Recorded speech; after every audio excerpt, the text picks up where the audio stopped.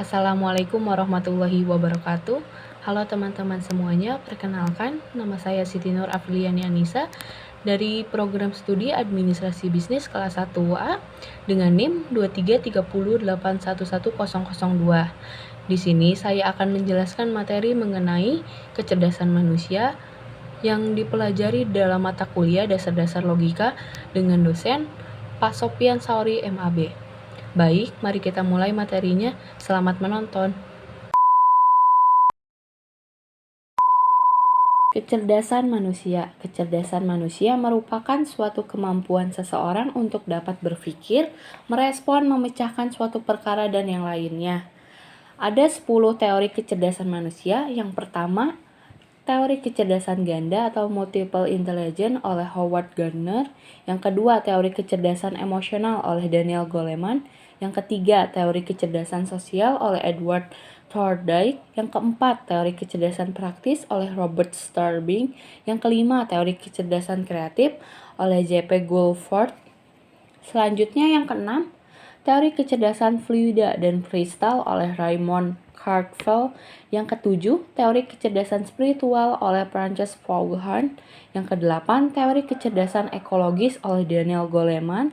Yang kesembilan, teori kecerdasan moral oleh Lawrence Kohlberg. Yang 10, teori kecerdasan budaya oleh Robert Sternberg.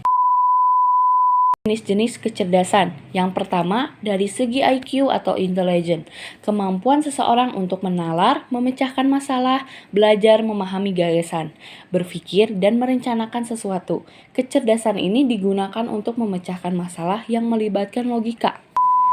Ciri-ciri dan contohnya. Yang pertama, kecerdasan linguistik verbal.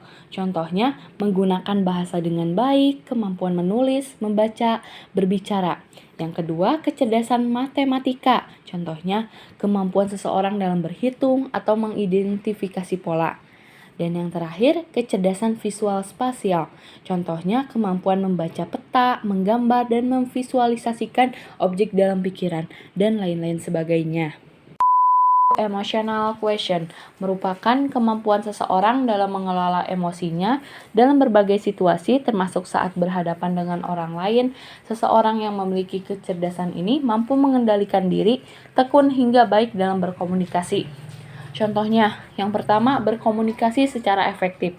Dengan memiliki kemampuan ini, setiap orang dapat memahami pembicaraannya dengan baik.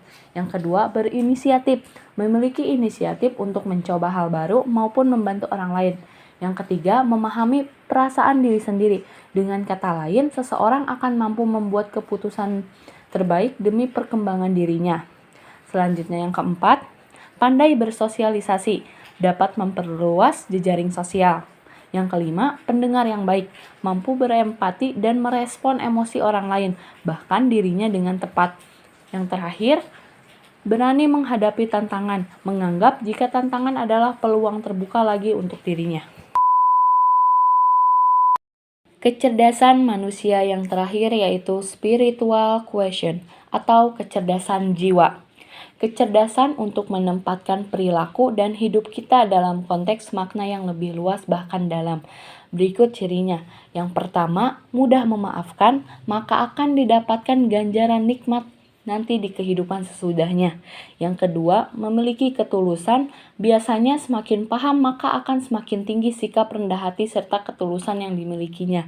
Yang ketiga, mencintai tanpa mengharapkan balasan. Yang keempat, yakin ada skenario besar, selalu meletakkan kepercayaan kepada Sang Ilahi atau Sang Maha Kuasa, selalu melakukan yang terbaik menurut versinya masing-masing. Yang kelima, tak silau dengan penilaian orang lain. Yang keenam, penuh kasih sayang. Yang ketujuh, mampu mengambil hikmah demi kebijaksanaan. Yang kedelapan, selalu bersemangat menjalani hidup. Yang kesembilan, mampu merangkul serta pandai berterima kasih. Yang ke-10, tidak terikat pada dunia. Yang 11, paham akan kebutuhan hakiki dirinya.